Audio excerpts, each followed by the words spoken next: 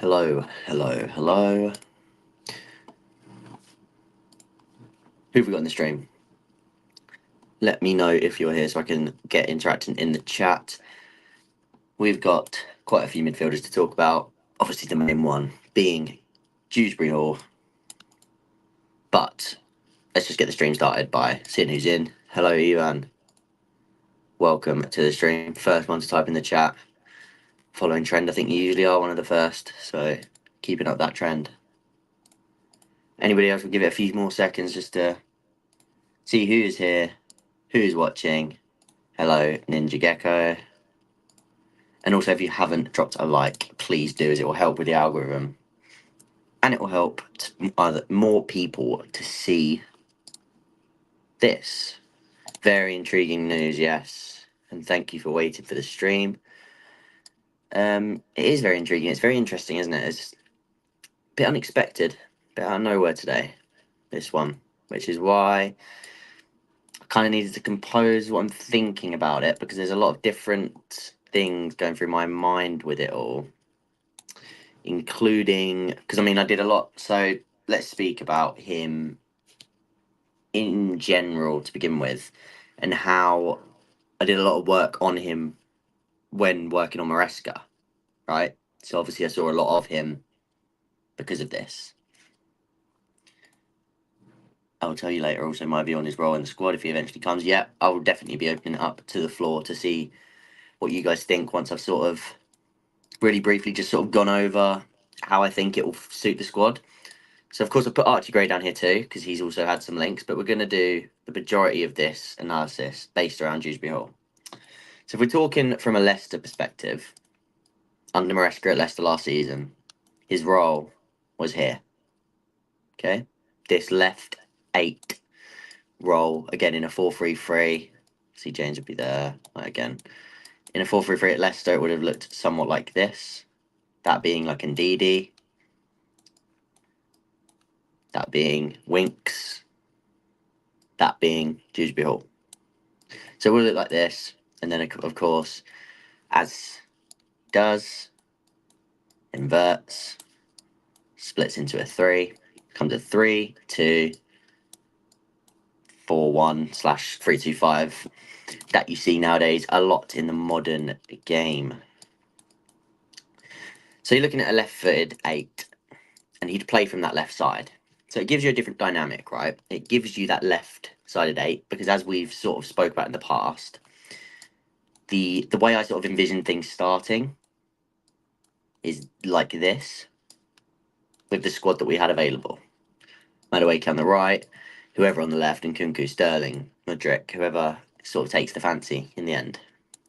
Caicedo as that left 8, more so to facilitate for Palmer to play as that right 8, but sort of having the roles reversed in terms of sides. So obviously Palmer is the right 8 and Caicedo the left 8, but this is still the Ndidi role here, and this is still the Dewsbury-Hall role there. That's what I thought Palmer would do. Now, yes, of course, you lose a little bit of the intensity off the ball with Palmer. Again, he's quite good when pressing in these scenarios as the 2 and like anticipating to win the ball back in these areas. And obviously, a few goals have come from that from him this season. But I guess once you go a bit deeper, flat, sometimes into that 4-1-4-1, where you sort of have these two, and obviously falls into this, then maybe, okay, maybe you lose a little bit with Palmer in there. Again, it's not that he can't do it, but maybe it's not quite his thing, his game. Whereas, as we said, with Dewsbury-Hall, he's obviously playing the Dewsbury-Hall role that he dubbed last season and that Maresca made his. So he knows that system. He knows how to play in this role, and he's very good at it. He is very good at that exact role and exactly what he gives you in there. And like I say, it changes the dynamics. It changes it. Because Palmer has to get in the team. So you end up with Palmer out here in the Fatuwu role, let's call it. And I don't really like this for Palmer. As much as I think Palmer's good enough, I think he's one of those players that he's good enough to excel wherever you put him. So I think in this area, he will still thrive. There's nothing to say that he won't, right? Because he has had the season he's had. The difference in what you're looking at, though, and what people might think is, oh, Palmer played on the right last season, so of course he can play on the right again. But what was being asked of them was very different, because in Pochettino's system, often the right winger is basically a secondary 10. He did this with Eriksen at Tottenham, and he was doing this with Chelsea. He was doing this with Palmer, where Palmer comes in, and of course it was Reece or Gusto a lot of the time last season was taking up that role. So we were seeing that that created via the right winger pushing inside Palmer. So he had a lot more freedom to do anything he wanted. He can go between. He can play from here, drop in, pick up the ball, attack the box. He had a lot of creative freedom. Whereas if he is here in this Fatowu role, so we're now talking about this Maresca system that we're expecting. If he doesn't change to have Reece or Augusto as your overlapping right back, then Palmer has to do that job. And yes, I've literally just realised there's 2 number 20s. It's just because I didn't even bother to change his number. Let's just put it to 23, because the argument that I'm going to make very soon about this guy in terms of the Dewsbury-Hall move. Let me quickly read what you said. Enzo stays there. Casado right centre mid. Hall left centre mid. Yeah, so like this. Right wing, Palmer. Does that work? I know Noni could. So yeah, pretty much how I have it here, right? Is that what you mean? Because this is also how I think it would work. This is what it's not even how I think it would work. I think this is what is the most likely if Dewsbury-Hall is signed, and he's seen as like somebody that Maresca wants to start. And that's the thing. As much as I don't think Dewsbury-Hall is like a massive needle mover in this team, and I would go elsewhere with the money, right? But like I said, he has assets, and if you're selling Gallagher, which we'll get onto, it does make some sense. But yeah, I agree. That's what I'm getting at as well, and I'll get on it a bit more later. My point with Dewsbury-Hall is, even if I don't think he's necessarily a starter. Oh, cool. You wrote that before. Yeah, cool. So yeah, very much like how I've got it here, like you say. Let's say Dewsbury-Hall is Palmer, like I said, and it's this way. Let's say that's the long-term vision. And I say long-term vision, I said like halfway through the season. Even if that then means Dewsbury-Hall becomes a sub, the value is probably still there that if they start the season like this, Dewsbury-Hall knows the system, he knows Maresca, and he somewhat has that experience a bit more than some of the other players, right? So you're getting rid of Gallagher, again, a player who we would consider experienced at this point as Chelsea fans, right? Because he is one of the most experienced, and he's been captain this season, so that just gives him that experience. Like, he has the experience over other players in this squad. So you're replacing that aspect with Dewsbury-Hall's, again, experience within Maresca's system and experience with Maresca, and that's a different type of experience that you need.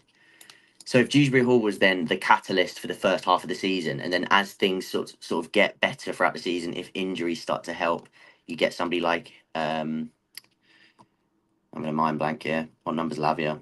45.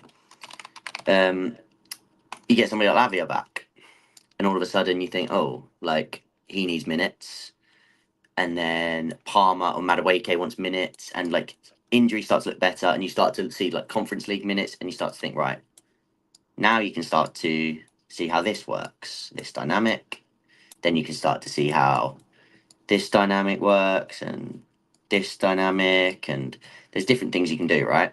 I mean, I personally think Enzo is best there, but again, that's a different conversation.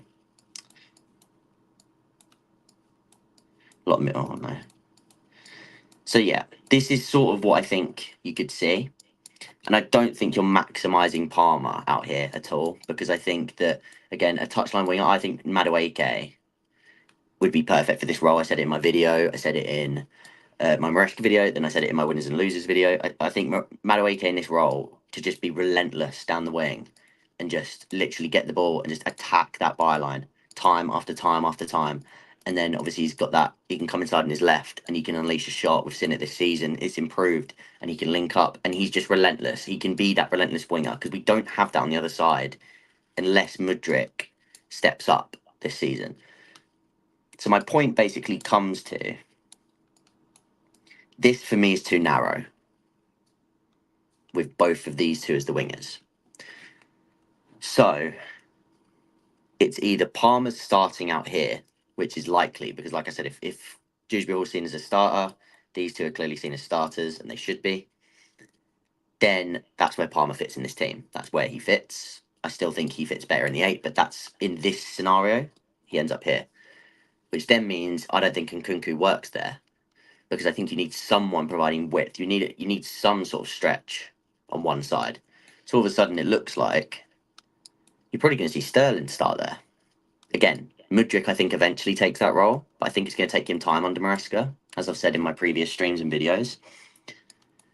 So it wouldn't be surprising, and again, that is when Jackson can come out and Nkunku can play there, or vice versa. But I think you could see something like this. And again, whilst I don't like Palmer in this position, I think at least you have someone to provide width somewhere. And again, I think that will be Mudryk eventually, and then there could then be times where, again, I don't think you're going to be signing Dewsbury-Hall as plays 90 minutes every game, starts every game. So then you can then play this at times. And then when Madueke is not playing, you can put Palmer out here. You can put Dewsbury-Hall in here. So that sort of leads me around to the squad planning part of things, which is, going to get rid of these sort of things now. Let's say the squad planning factor is that they went for Elise. So it's Dewsbury-Hall out the equation, Gray out the equation for now. Let's pretend that they went for Michael Elise. We're not pretending. We know they were interested. Okay? So you're looking, and they wanted 2 players in every position. So you had these 2. That was your, let me do a different colour so you can see. These were meant to be your 2 wide men. Okay? So again, we're going by this logic of 2 players in every position. This was supposed to be those 2, and again, they were trying to add a 3rd. So that sort of makes sense of a different profile for the striker, because Nkunku can sort of play everywhere. But let's just put him there for now, just for this argument. Let's say these 2 were here. Let's say these 2 here.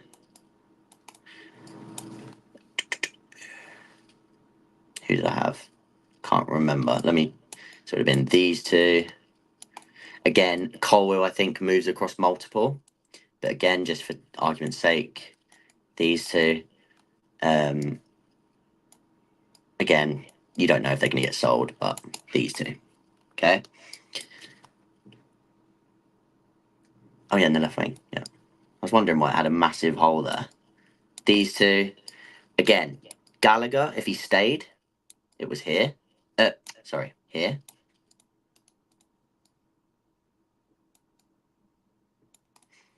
And then that would be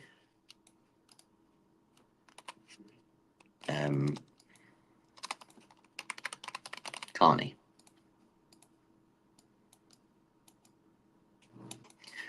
So if you're looking at squad depth, and again, Sanchez, Petrovic, however you want to put it. So if you're looking at squad depth here, this is how you had everything lined up to take shape with 2 in every position before signings. The only signings here being Tosin here, and again, this is without Disasi. And this is with Gallagher. So this is where I start to sort of make sense of it. And don't get me wrong, there is plenty of other players that we've not even mentioned. If we're just to like pretend these dots here, right? You got Santos, you got Cassidy, you got Ukachukwu. These are players we're not even thinking about yet. They fit in those zones, so it makes sense. Like if Gallagher was to go, there's nothing to say that Santos wasn't another option to make sure that you have 2 in every position, and it's movable. Like I say, I think a big part of this sort of the way Chelsea are building this squad is they want players that can jump zone to zone. So again, if we're looking at each circle and you're putting pieces into each circle where you think they can play and where Colwill can play here. Colwill can play here. Nkunku can play here. Nkunku can play here. Nkunku can play there.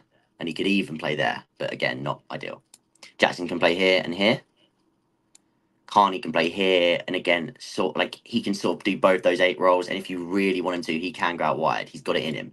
Palmer again, more ideal central, plays off the right, has even played as a false 9. Casado plays as an 8, plays as a 6, played as inverted right back at times. So this one for Brighton. Gusto again. These are players that can play in this zone, even though it's not as a right winger. They can play in that zone, and they can also play in that right centre back zone, depending on the way you're manoeuvring the system. Sterling again can play both sides. Mudryk kind of feels like an only left winger in this system, but again, in different systems, he was played as a 10, so that's another option for him in general. And again, I didn't mention Cucurella, of course he can invert. So if this was a left-sided, Enzo, I think he's better deeper, but you can make an argument that he could play in that more attacking advanced 8. So I think something that's very important to sort of realise is Chelsea want players that can jump across multiple zones and cover in lots of different areas to give the manager multiple ways of sort of solving problems and like tools to do so. So this is where we sort of come onto the argument of these two. But I'm going to quickly check the chat. Does everything I've said so far, have you got any questions about anything I've said so far? Let's just quickly cover that to begin with. Couldn't Palmer play that left centre mid role? Yeah, I think so. I think that's his best role. I think this here is, well, like I say, this, again, before I've just realised that the dynamic, if it was Palmer starting as the left, I'd think he'd be better as that right 8, cutting in on his left foot. But I think he could do both. I think he's, again, like, you know, because he can then put, like, he'll be a bit more creative from that zone on his left foot, on that left side. So that's a possibility. I think he'd probably be slightly better here, though, because that's the half space that he sort of operates better in. James is better. Again, do you mean deep or as a right winger? Oh, you see Kikere inverting, not James. Yeah, again, I can definitely see that. I definitely can. I think there's a very good chance you see that. And again, I think Maresca will like the idea that he has fullbacks on both sides that can do both jobs. So he can change things up. I think that's, again, this is like the flexibility of a squad is important. You like the Enzo Casado and KDH midfield a lot. Defensively, I agree. I think it gives a bit more balance than Palmer being in here. So like I said earlier, I do sort of agree with that. If we sign Dewsbury-Hall, Palmer can still play in the 8 whilst James or Gusto holding the width. Yeah, and that's the other thing that I think could happen is that's where you might see a slight change is James basically playing as that width holder or Gusto. Casado playing as the double pivot with Enzo, and then you have KDH and Palmer as your like KDH in that left half space, Palmer in that right half space. And I think that works well. So that is another dynamic I have thought about as well. And I agree. And that then also takes away, it means Madueke is a bit more of a specialist decision because it means if you are going to go for an actual right winger, then you play Madueke. But if you're not going to go for an actual right winger, then James or Gusto take that role. So it gives you more options in that role without it being just a primary right wing role. So again, this is obviously hypothetical when Chelsea were in for Elise, how we've got it at the minute, because then we're going to start distributing it, how things are now, and what I think might be where the thought process is with this move. Even when Sterling's playing bad, he still brings goal contributions, yeah. And again, you can't deny it. I don't think the wage, he doesn't justify the wage. And I think if you could get him off the books, I think there's a lot more you could do with that. But you can't deny that he has something to offer the squad, even like from the bench, even that. Like he does have something. He's a Premier League goal scorer. He's done it. And he's the one thing that still leaves me with Sterling like really on the edge. Again, I think if I had the choice like that, I know if I had the choice, I would probably decide to let go of him. Just because of the wages and stuff. But the one thing that sort of always plays on my mind is he is still that bit of experience in the squad. And he does have that little bit of like extra Premier League experience, bit of a like senior figurehead. A lot of players seem to get on with him. Like behind the scenes, it seems like they're all really root for Sterling.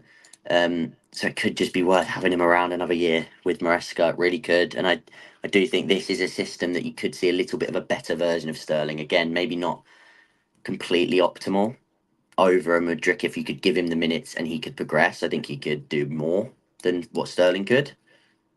But again, I don't think it's the worst situation to have Sterling stay. one more season. Again, the wages is the big drawback. That's why you would want to move him on. If Leicester were to entertain a swap, this would become an interesting move, whether it's a straight swap or just brings price down. Yeah, and I agree with that. I think the price is very important on the KDH move. And I also think the Gallagher situation, I think they're the two most important things in this move. I think how much you're getting him for, / who's going with him, or like as part of it, like you say, if there's a swap deal involved, and what happens with Gallagher. Because now let's talk about it like this. So Elise's off the table. So now you've lost this right wing. Yeah, and Cassidy swap's not a bad shout, right? Let me just take a quick drink. But that is now the situation on page. It's sort of how it is. And again, Carney without a number. I'm just going to do this for now because I'm trying. There's been some links about him being like linked away, and we're going to speak about him, and we're going to speak about him.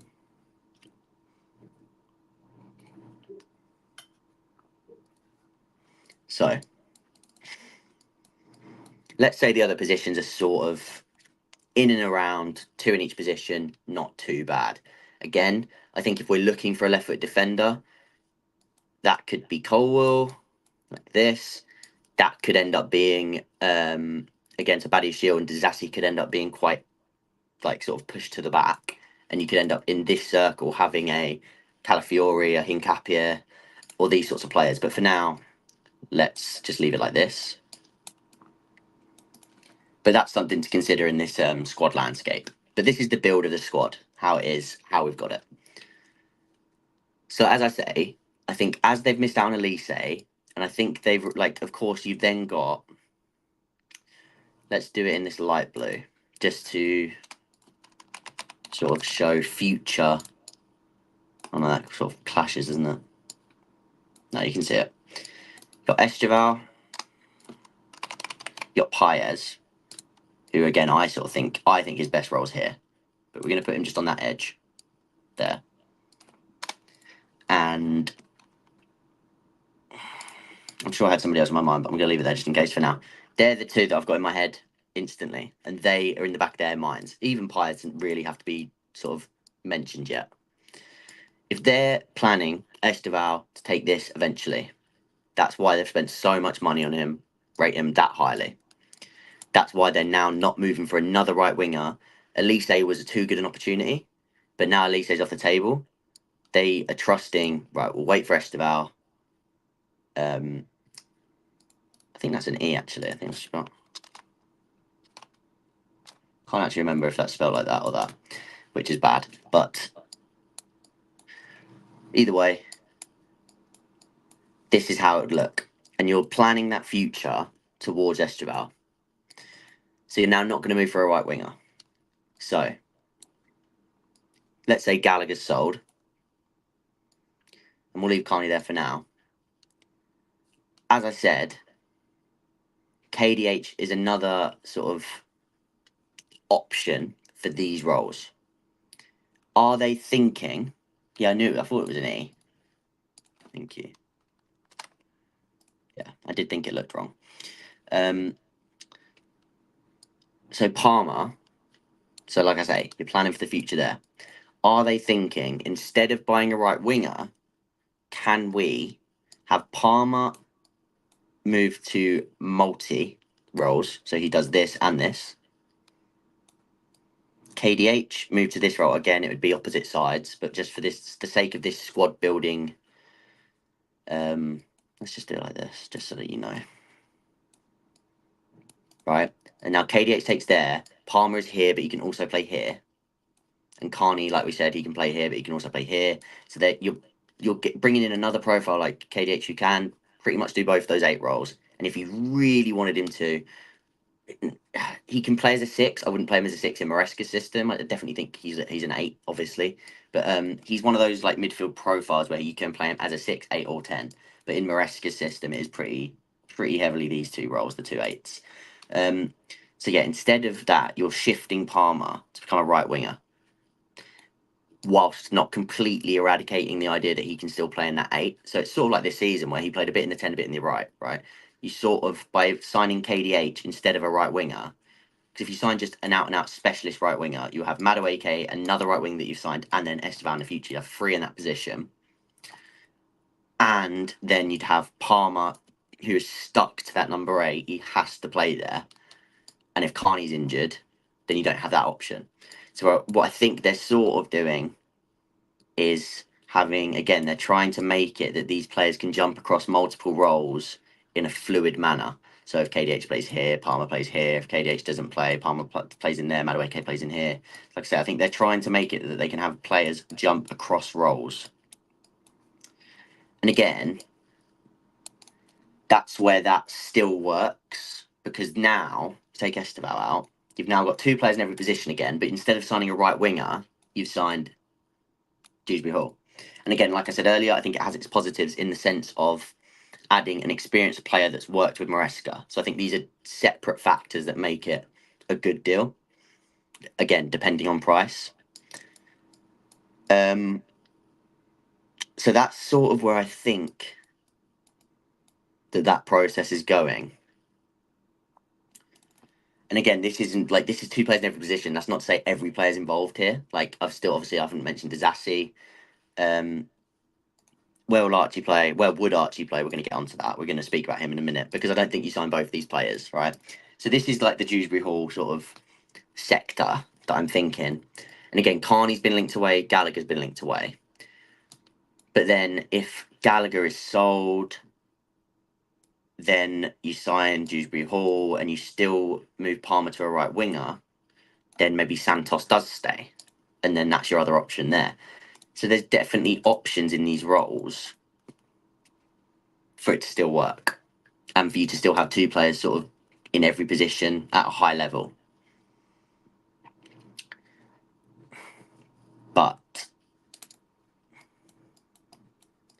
And then, yeah, that's the other thing I want to say, because then if Esteval then comes in the future, Palmer can retake this role. KDH ends up becoming, again, multifunctional. Again, even if Gallagher stays this season, maybe ends up going, and you end up with sort of this. And then again, if Carney does end up going future, then you've ended up with this sort of rotational future build, right? And again, I don't want Carney. I love Carney. I think he's high level. So I wouldn't do this, but there's been question marks, so I'm just putting it out there today.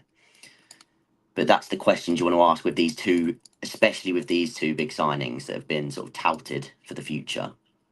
It's one to keep in mind. And that's sort of how I think they're building this. But that's if they go for Dewsbury-Hall.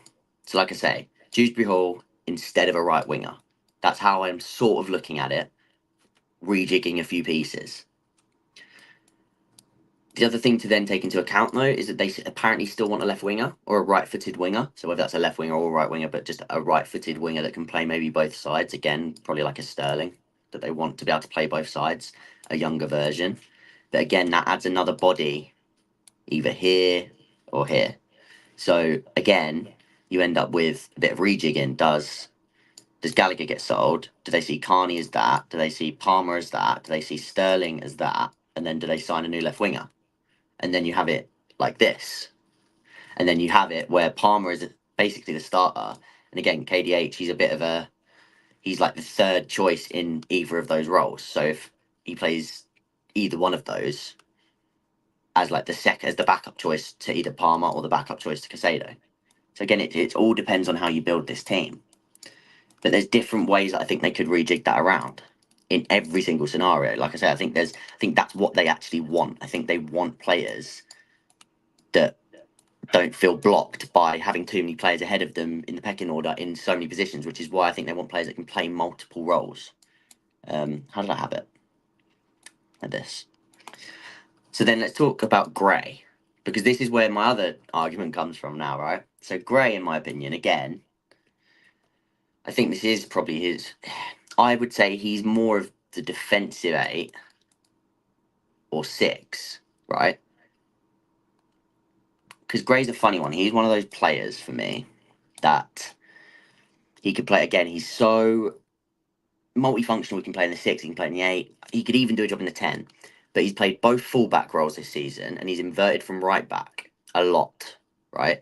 And he would suit that perfectly to rotate, go into that midfield from inverting. So the one option that you can sort of make a shout for is, let's say Gray is inverting from the left. Let me sort of try to clean this up quickly so that we have, hopefully doing that on screen sort of helped you see what I mean by like the double planning in every position. And again, that's not to say that's how it will look, and that's not to say exactly what will happen, but I think it's sort of that thing that is better to visualize, just so you sort of see what could happen. Okay, so here we go. Let's say it was like this, and again, I don't think this is how it would be. So let's take Gray out and let's put Palmer back there, Madueke back there. So sort of how we had it at the start, yeah. And again, this could be anyone. So that's how we sort of had it at the start. One position I could see Gray doing is, instead, he ends up basically starting here. So you start like this on paper, and the rotation becomes that. That's an option if you sign Gray. Again, I haven't seen him personally. All the games I've watched of him were from right back or the number 6. So I haven't seen him in this role, but I know for a fact he could. He's so talented. And that's something I really want to stress with Archie Gray. He is an elite level talent. Elite level talent. So I think, if any more than anything, I think that, and yeah, I agree, if you're going to go central centre back, that was more so just like sort of moving the pieces. But yeah, if you're going to play central centre back, I probably agree. Just bit of experience and the height as well. But again, for Farn as well, those players that if he's fit, he sort of has to be in. So it's, things will get moved around. Again, this is more so to discuss the midfield, but I do agree with what you just said about tossing. So yeah, I think Gray can definitely do that, and I think he's an elite level talent. And I think I personally have Gray. I had him earmarked for Manchester City in my head because I just think he is that sort of player. I think Pep would love him. I think he'd be perfect for City, inverting from fullback. Again, they've had that sort of Walker. I think eventually they're looking to not get rid of Walker, but phase him out. And I know they have Rico Lewis, but I think Gray is like that same like type of player that can just invert into midfield, could even start in midfield, plays a fullback. I think Gray's just got everything. I just had him earmarked to go to City in my head.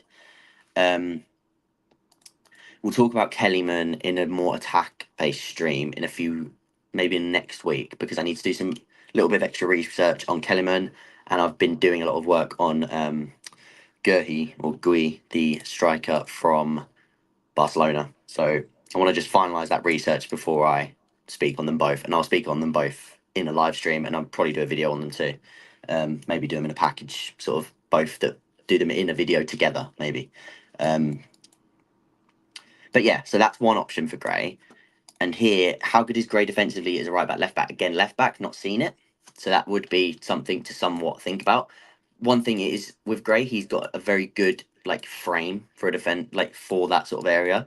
He's about 6'1", 6'2". He is very, yeah, Giyu. Yeah, again, a lot of people are trying to figure that one out at the minute. And I keep saying Gurhey because Mark Gurhey, obviously for Palace. And then having to say it multiple times after to try and emphasise I'm not talking about Mark Gurhey. But yeah, he's got the frame for this, and he is very switched on. His footballing IQ is top. Again, for an 18-year-old, high level. So I have no doubt he could do this. I think he's better from this right side, which is why it doesn't make as much sense, because you've got James and you've got Gusto. I think with Gray, they're looking at him. If he is to sign, I think it will be the case of they don't want to miss out on someone as good as Gray. And again, you've just put here, what's the point in signing Gray since we have Santos? Santos is amazing. Gray is, in my opinion, one of the most exciting midfield talents in England. I think he is that good. Santos, yeah, he's one of the most exciting from Brazil, and that was the case, and that's why you got him. You got him at a good deal as well. You got him at a good price. But yeah, like I said, I don't think Gray necessarily makes the most sense. But I just think it's one of those deals. If it's done, it will be done purely on the fact that they don't want to miss out. They don't want another club to pick him up. I think I would say that they are moving more out of protection than out of we need this exact profile, because he is a great profile to have anyway. Multifunctional players in the modern day. You see City, how many they have, players that can play multiple roles at such a high level. Gray is one of them. Gray can do that in every area, and that's a massive factor. Gray, Enzo, Palmer, Casado box. Look, yeah, I agree. That box is like, it does have a bit of everything. And again, Gray's one of those players that you could probably bring him in, and he wouldn't like. He'd want to play because it'd be a big fee, but he's one of those players at such a young age you can sort of filter him through the side. Like Palmer didn't straight away get in. Obviously, as soon as he got in, he earned the spot and he kept it. But like you can sort of feed him in and out minutes. So he could play at left back, and then he couldn't. Like he's another left back option with Cucurella if he was to do that boxing that we did earlier, and you make him an option here. He's also an option in here. He's also an option in this role from right back. And again, I think he could play either of those 8 roles too. So you're looking at a player there that could play one, let's say 1, 2, 3, 4, pretty much anywhere of that box in possession. And then out of possession, you're looking at a player that could play essentially 5 positions because both fullbacks, the 6 and the 2 8s. So looking at a player that is extremely versatile, like I said, something that I think they value a lot at a decent price for a player highly touted. I do think that's one to keep an eye on because I think the talent level is extremely high. And I think, like I say, it's one that you just don't want to miss out on. And I particularly, I'm a big fan of him. So as much as I don't think we need him, I would not hesitate one bit to get behind the transfer because I do rate him that highly. Gray's only 18. I could see him going, I don't think he'd need it. I honestly don't. I think he's that good. Like I say, I think if anything, he'd be a bit part, like not even a bit part, but just like a player that is, you can drip feed him minutes in and out. You can give him multiple games in a row. Then you could not drop him, but you could have him out for a few games. There's going to be a Conference League. And again, he can sort of have that Palmer treatment where if he earns it, he earns it. And if he doesn't, he gets multiple chances to earn it. And he is that good that he would, like eventually he will. And like I say, he can play in so many different positions with injuries in other positions. He could fill so many. He's one of those, he makes sense for that. Again, for the fee, it depends. If you can get him for like 30, 40, which I don't think you will be able to because they were saying more than 30. And again, I had him, if he was going to leave Leeds this summer, I was thinking 50 plus when I was, again, before I even knew Chelsea were anywhere near the deal. I've been watching a lot of the Championship this year. Did a lot of work on Leeds, did a lot of work on Leicester, did a lot of work on Ipswich. Gray was one of the one I had earmarked for a big move to City, and I thought 50 plus. So if he's available at that like 40, it's not a bad price for the amount you get out of him.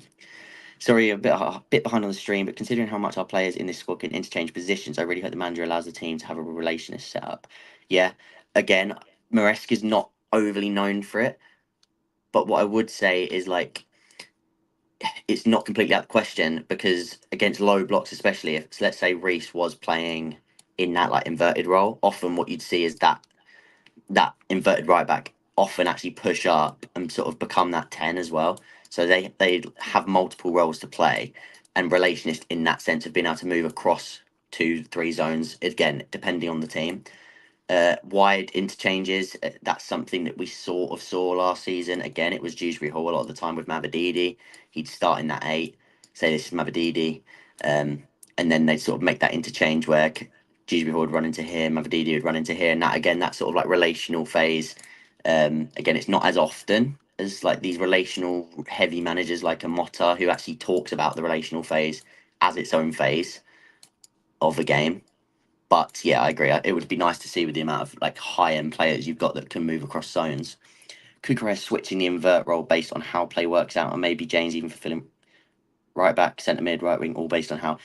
Yeah, and again, like I said earlier, I think that's another thing that he would want, and I think Poch wanted this as well. To be fair to him, he wants players on both sides that can attack the wide space and invert, so that you can sort of maneuver it as the game goes on. So if Cucurella inverts, James goes on. If James inverts, Cucurella goes on, or vice versa, and things like that. And I think we saw that a little bit with Cucurella and Gusto in a few games towards the end of the season, where there was actually a point where they were both inverted, and Casado was dropping into right centre back, and you had Cucurella and Gusto in the middle, and it was just a lot more interchangeable.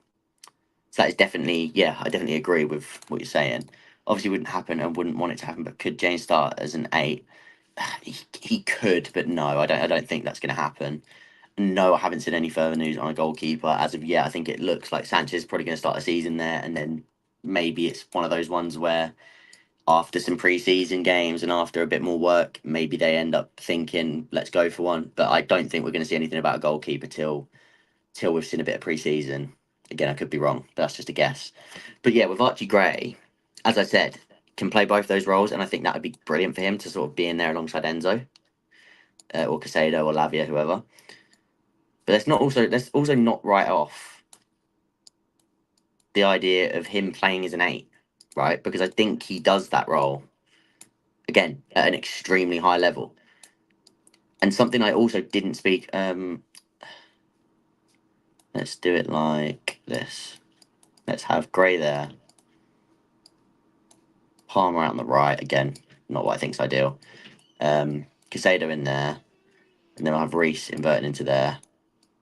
We'll have...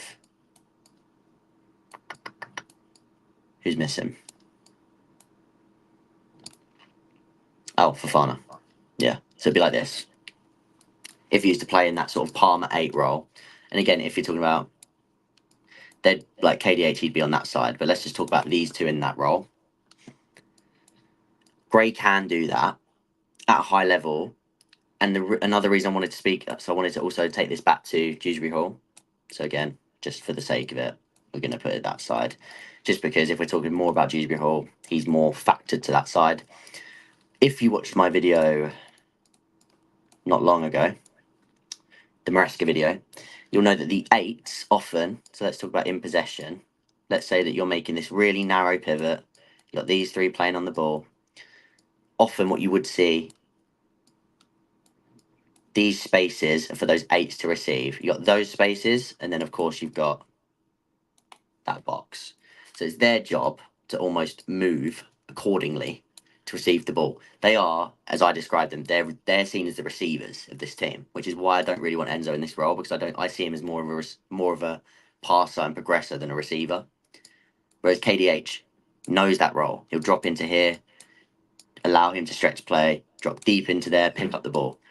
Again, that dynamism and ability to know when to pick up, when to come into this space, if Casado goes into this space, how to acquire this position to give them an option through the lines. Because again, if Casado's over here and players tilted this way, often there'll be an angle for something like this. That's what you're trying to find, these angles into this zone. KDH is good, and because he's done it for a whole season, he knows these sorts of positional triggers and what works, what doesn't, when each 8 moves. And again, these are coachable things. It's not.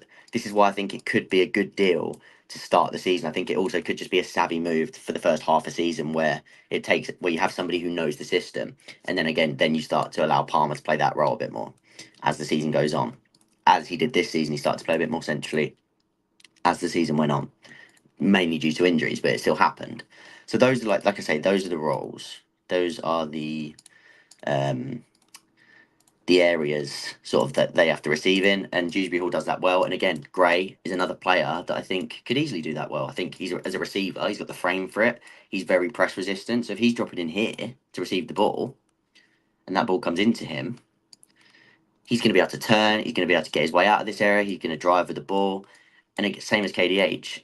And again, if they receive the ball here, can they drive forward? Can they affect the game from these areas? When you look at these two's, especially KDH's numbers, but Gray more so is like the eye test and what I've seen of him and like just the way he carries a ball. If you watch him play, you'll understand what I mean.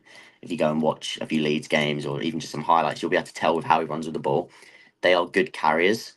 But let's just look at like in Dewsbury-Hall's numbers, you're looking at a player he receives 7.48 progressive passes. So again, as that receiver, he knows exactly where to be. That's in the top 97% on FBref, so the top 3% of players, of midfielders, at receiving progressive passes. So like I say, his movement to receive between the lines, top tier, and it suits the system. Progressive carries, 3.91 per 90, which is in the top 98%. Again, as I said, if he can receive it here, can he affect the game? Can he get forward? Can he burst into the box, get forward, and affect the game by carrying the ball quickly at pace? And again, that's something Gray can do too. He makes 5 shot creating actions per game. Again, top 98 percentile. Again, coming from being in this danger zone, in this central area. He can play passes. He's a bit more technical in that sense. He can drive with the ball, and he does have a lethal shot on him. Of course, if you look at his numbers, he scored 12 goals and got 15 assists this season just gone. He's, like I say, the carrion. He's a receiver between the lines. He gets 4.06 penalty box touches, which again for a midfielder is the top 99% in that area.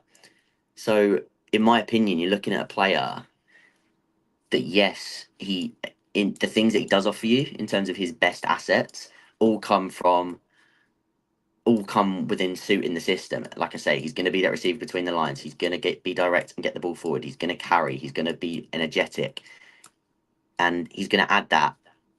Especially if you lose Gallagher, you add that aggression and that little bit of like energy in the middle of the park, but you also get a little bit more technical quality than you get with Gallagher, or at least technical quality in terms of in and around these areas. And that's sort of where to be IQ between the lines. Again, that probably comes more so from being within Maresca's system for a whole year. So that's sort of where we're at with it in terms of KDH and Gray. As I said, for me, it's very dependent on on Gallagher, and then so if we spread them all out like this, that's what it depends on for me. These three players. Does Gallagher stay or go? If he goes, okay, can you get KDH in at a good price to fill the Gallagher gap, and therefore, like I say, fill multiple positions? If it means you're going to play Palmer a bit on the right, a bit in the middle, and you're not signing him as a straight up has to play every game, then I don't mind it at a certain price. Again, price matters, because I don't think you're getting with KDH, I don't think you're getting an absolutely massive ceiling raiser for this team. I think you're getting a good footballer. Like, does the basics well. Again, smart in between the lines, knows the system, is an effective footballer as well, is what I'd say. So I think that's important to note, but price does matter. Whereas the difference when I speak about him with Gray is that Gray for me is he's versatile. He can do everything. He's elite level talent. And again, depending on the price that you're paying, just because of how much do you need a midfielder, sky's the limit for Gray. So if you can get him, I think you get him. Like I say, it does depend on price, because you don't need to spend 60, 70 million on another midfielder. You don't need to. But if he's too cheap to ignore, then you have to consider it. You have to consider it as an option. David, no worries, man. Thank you for joining the stream. As always, you're a regular in here, I'm pretty sure. Thank you very much for joining. I do always appreciate the support. And yeah, there might not be too much more of the stream for you to catch tomorrow, but definitely give it a watch to see if you did miss anything. For sure. Kiernan Kunku not playing that 8 role? Yeah, I definitely think he can. I think it suits him more than the winger, maybe a little bit more than 9 as well. I think it's probably his best position in this team.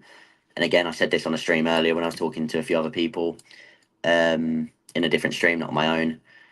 But yeah, I think Nkunku, yeah, he for me, he's like the one when I had like everybody sort of boxed out. I think he can just play in 4 or 5 roles. I think he is just so flexible in that sense. And that's why I think he's going to be used as a bit of a Swiss Army knife. I've been quite late to the stream, so I apologise if we covered it. But in summary, I guess of your points, can KDH Gray be effective to an elite level? What do they add to the midfield?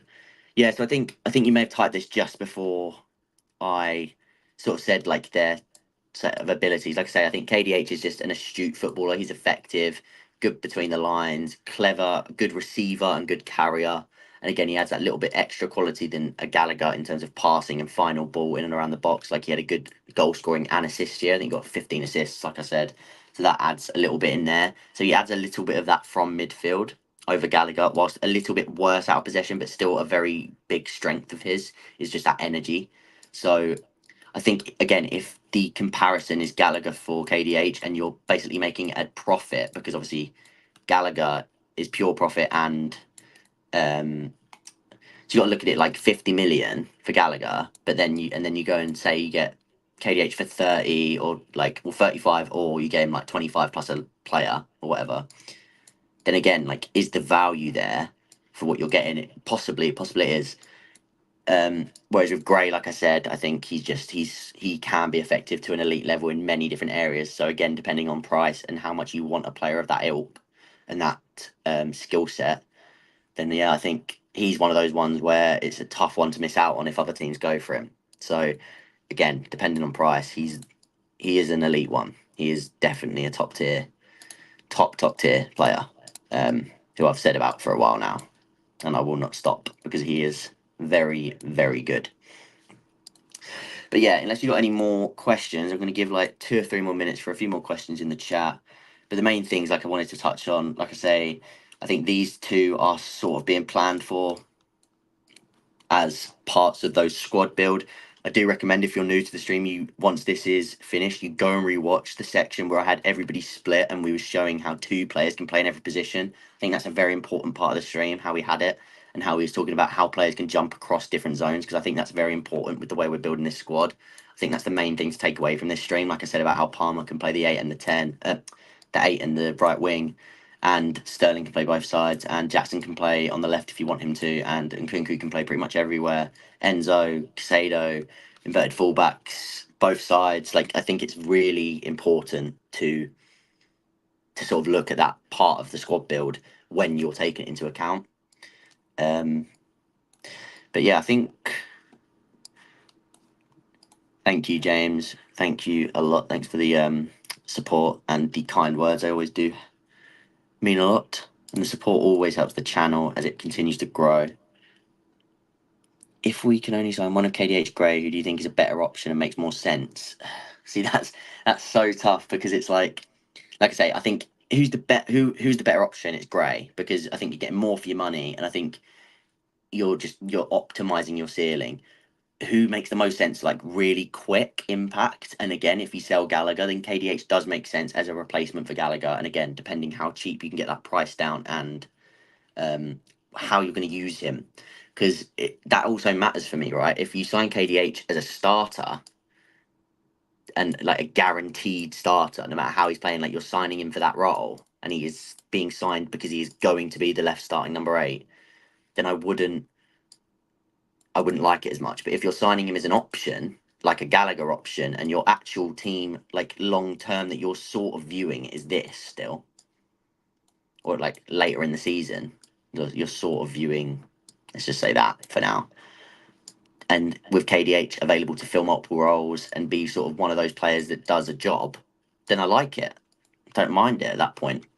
But again, I think Gray is, you're optimizing your money better and your chances of somebody who can be elite. Not related.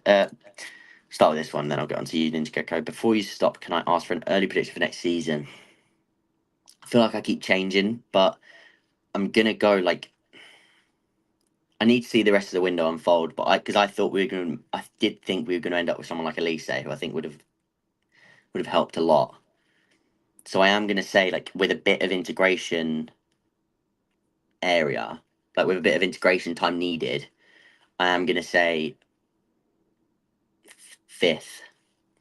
And I think that's fine for a season under Maresca. And a lot of people will say like about needing top 4 this season and wanting that because of the change from Poch to Maresca. As long as it starts to integrate better and the players start to like function at the way you're wanting them to function, and we do slip up a few times just due to, again, quality and a bit of experience still being needed, and like growing with the team and the new signings needing a bit of blood in, then that's fine by me. But I will say 5th. Not related to Gray, KDH, but it's Paez Palmer as a double 8 2 attacking. Yeah, as a double 8, I think it's 2 attacking. I think you're looking at Paez again. I was thinking this the other night, right? I think the only way that you maybe see this, and it means somebody's having to play out of position, but it's the same as it is at Real Madrid, right? If you want everybody to play, then you're probably looking at this, right? Or Esteval on the left, Palmer on the right. Again, it depends, but somebody's going to have to play out position. I think Paez is a 10 anyway, so Paez isn't my issue. It's more so if like Paez is either bumping feet with Palmer or he's bumping feet with Esteval. So I think at that point, one of them has to play on the left. Could it be Paez plays on the left? Again, these are players that are they're elite level talent, so they can do it. But I think that's the sort of thing you could see with those players in the future. Max price for what price for Gray KDH do you see as a fair value, or the maximum you pay? KDH 35, 40 absolute. I don't even think 40. I think 35. I would say 40 if Gallagher's sold. I think 40 is like, and if you sell Gallagher at 50, then signing KDH at 40. Whilst I don't think it's brilliant, I don't think that's like the absolute maximum I go to. I'd want it cheaper, but and yeah, I did. I think it did. I think I did see that he played left wing because Piers played really well last night as well. By the way, don't know how many of you watched that. But in terms of Gray price, again, like what's the max I'd pay for a talent like that? You're talking like 45 plus 5 to make it like 50. Again, and it's not because I think he's worth way more than that, by the way, like way more than overstating because he's 18. But like in terms of a talent, like I wouldn't be surprised if Leeds could hoik in about 60 for him. But we just don't need to spend 60 on a player in that area of the pitch. But again, it comes to optimizing what can you get for your money. And if you can get a player of Gray's quality for around 40, 45 million, even though it's not an absolute must, it's a must in terms of not missing out on a talent that big. So that sort of is where it comes to, in my opinion. And yeah, bit worried that we're not making signs. That's what I mean. Like, I mean, we're gonna let's see, because KDH is technically going to be a first team signing. Like they are team, and I know you mean the starting 11, but like I say, it depends. I do genuinely think we already have a top 4 side in terms of quality. I think it just needs time to completely come together, and injury wise, everything has to stay right. So I think if anything, blooding out the back end of the team and making sure that you have 2 players in every position, I don't think that's a bad strategy. It just depends who you put in each position. And profiles of which you do so, because a striker that is opposite to Jackson and Nkunku, more of a target man, that was quite high on my list. So yeah, that's something that I was sort of thinking about. Thank you as always, Ivan, for joining the stream. Very good stream as always. Again, my favorite analyst. Thank you, bro. It's always a pleasure to hear your point of view. Very much appreciated the kind words. You're always one of the first to hear, always one of the ones to leave last as well, and always positive in the chat, which is amazing. So thank you very much.